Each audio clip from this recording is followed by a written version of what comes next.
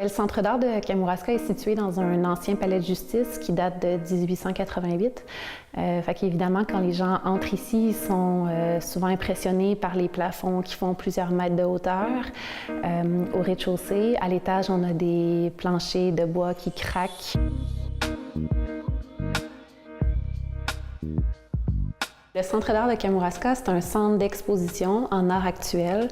On privilégie principalement les métiers d'art et les arts visuels dans le cadre de nos expositions et de nos ateliers. On a des contraintes assez importantes en termes d'exposition parce qu'on n'a pas donc des grandes salles carrées avec des grands murs blancs. On a beaucoup de fenêtres. On a une architecture qui est assez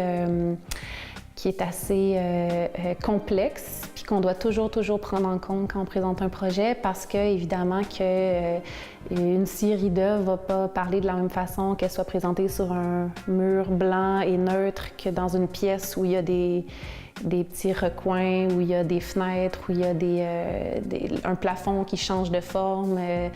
Donc on a quand même, en fait, on a la chance d'habiter ce bâtiment-là puis de pouvoir lui donner une vie nouvelle plusieurs fois par année.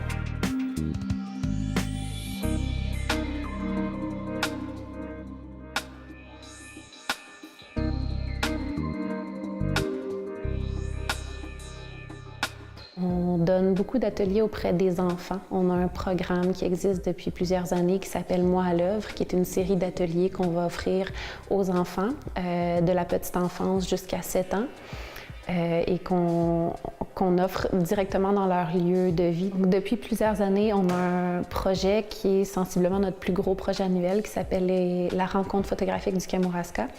Qui fonctionne toujours sensiblement de la même façon. Donc, on a un ou une commissaire qui est invité, qui choisit une thématique photographique et de là, va aller choisir des projets d'artistes qui sont déjà faits ou qui vont être faits. Avec tout ce travail-là, on en fait tout un programme de médiation culturelle afin de pouvoir le présenter à différents publics. Ce projet-là, on le présente au Centre d'art, bien sûr, dans nos salles, mais aussi dans différentes municipalités de la région. Donc, on travaille avec des agents de développement, par exemple, puis on présente des projets photographiques dans des lieux publics, extérieurs, de manière à ce que les projets soient facilement accessibles par la population locale au sein de leur propre municipalité.